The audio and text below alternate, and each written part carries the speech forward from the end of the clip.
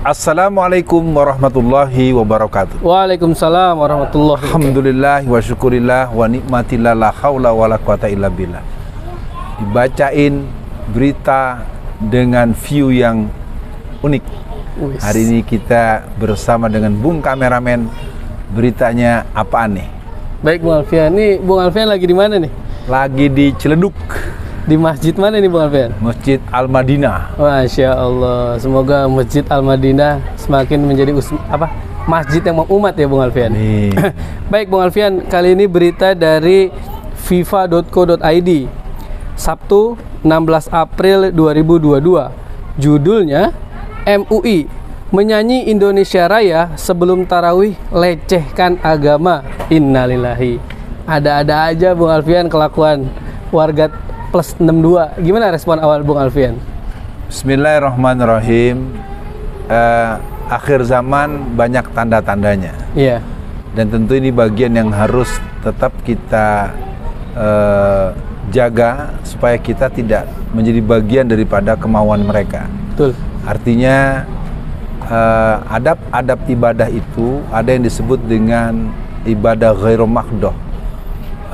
Menambahkan sesuatu yang tidak ada dalam sistematika, kaifiat, tata cara ibadah, dia bisa masuk pada posisi melakukan kesalahan yang fatal. Yeah. Artinya adanya nyanyian apapun itu berarti mencampurkan sesuatu yang tidak ada dalam ajaran Islam. Jadi mutlak bid'ah, dolalah, dan jelas salah dan tidak bisa diterima secara hukum ibadah kalau secara hukum. Selebihnya mungkin ada hal lain yang bisa dibincangkan.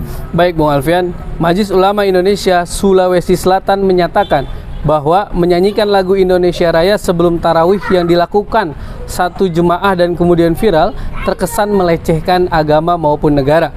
Sekretaris Umum MUI Sulawesi Selatan Dr. Muammar Bakri menyebut agama maupun negara masing-masing memiliki nilai kesakralan tersendiri dan harus ditempatkan pada proporsinya. Nah Bung Alfian, pertanyaan saya gini, kenapa ya kadang-kadang ada orang, sekelompok orang yang pengen banget dianggap cinta Indonesia banget sampai menggabungkan hal-hal yang ya gimana ya, yang aneh, kelihatannya jadi aneh gitu Bung Alfian. Jadi cuman karena pengen dianggap sangat Indonesia sekali gitu Bung Alfian. Ya, kelakuan ini kan sebenarnya pernah juga terjadi di Mekah kan. Sampai berteriak-teriak di lingkar Ka'bah, sambil melihat Ka'bah, sambil membaca Pancasila, sambil melakukan pembacaan yang bukan menjadi tata cara bacaan di prosesi haji.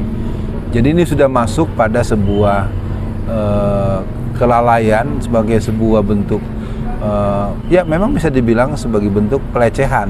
Dan tidak patut untuk dicontoh. Itu mungkin bagian pertama yang bisa kita katakan. Yang kedua, agar yang bersangkutan memahami bahwa ini sudah masuk pada wilayah talbis, mencampurkan antara hak dengan yang batil, dan tidak bisa diterima sebetulnya. Dan untuk itu dari saya sementara respon awal bahwasanya hal seperti ini kita lihat sebagai sebuah kejadian, jangan dicontoh, jangan diulang. Kalau mungkin diingatkan, dan yang perlu diingatkan adalah orang yang paling didengar oleh mereka. Anda jangan begitu, bagaimanapun Anda Muslim. Ya, ini yang sering jadi sulit buat kita. Ternyata kalau kita cari tahu siapa pelaku dan siapa yang menyuruhnya, mesti dia agamanya Islam. Itu yang membuat kita kesulitan untuk menegur dengan keras. Iya, Bung Alfian. Lanjutan beritanya. Sebaiknya kegiatan seperti ini tidak perlu dilakukan agar tidak terkesan melecehkan agama maupun bangsa, katanya melalui keterangan resmi di Makassar. Nah, Bung Alfian, mungkin lanjutannya, dalam video itu sejumlah jemaah masjid berdiri menyanyikan lagu Indonesia Raya. Usai menyanyikan lagu kebangsaan Indonesia Raya, jemaah berdiri dan melanjutkan sholat tarawih bersama. Nah ini Bung Alfian, saya kok merasa ya kadang-kadang fenomena orang yang pengen banget diakui paling Indonesia, paling Pancasila, akhirnya dia melakukan hal-hal yang nyeleneh. Tapi di balik itu Bung Alfian, dengan mereka ingin diakui paling Indonesia, di sisi lain mereka tuh pengen nganggep pihak yang berseberangan dengan mereka adalah pihak yang radikal, yang tidak cinta dengan agama. Ini gimana ya Bung Alfian? Ya, yang jelas untuk kejadian ini harus menjadi perhatian bahwa dia merupakan sebuah kekeliruan yang harus didudukkan dulu gitu. Nah, kemudian kalau kita lihat motif lainnya sebenarnya juga boleh dibilang motif ekonomi. Dengan begitu kan dia jadi viral ya, jadi menyebar, jadi meluas. Jadi orang jadi kepada pengen tahu. Jadi ini kan sebuah bentuk mentalitas unkreatif. Artinya dia tidak kreatif, uninovatif, tidak inovatif. Jadi buat kita hal seperti ini harus menjadi penegasan bahwa kelakuan seperti ini harus segera kita keep, harus segera kita tegaskan bahwa ini tidak layak untuk naik tayang, ini tidak layak untuk di like, on share, segala macam itu tidak layak. Namanya buat kita tidak ada urusan untuk menyebarkan ini secara luas, walaupun memang ya acara kita ini pun menjadi bentuk reaksi sebagai amar ma'ruf nahi mungkar kita terhadap kelakuan mereka. Iya, Bung Alfian.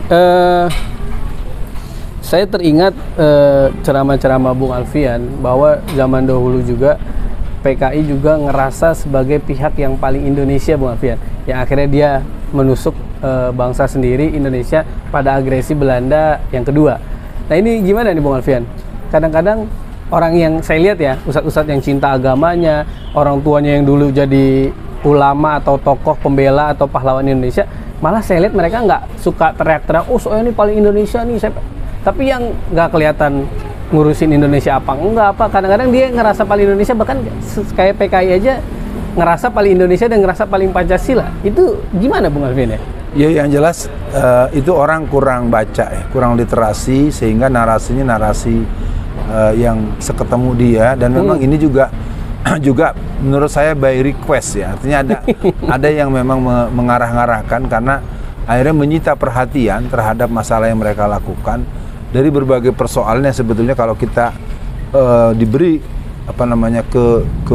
ketepatan melihat persoalan, ada hal-hal yang memang harus direspon dengan tegas. Nah persoalan ini berulang, memang pola berulang, bahkan ya memang belum terang-terangan melecehkan. Kalau dulu kan kelompok-kelompok PKI sampai berani bikin sandiwara, mati nih Gusti Allah, terus malaikat Jibril disunatin, dan banyak hal-hal yang sebetulnya mungkin dalam bentuk yang lebih eufemisme, lebih diperhalus mereka lakukan, tetapi sebenarnya hal tersebut sama saja bahwa sesungguhnya mereka itu tidak menghormati.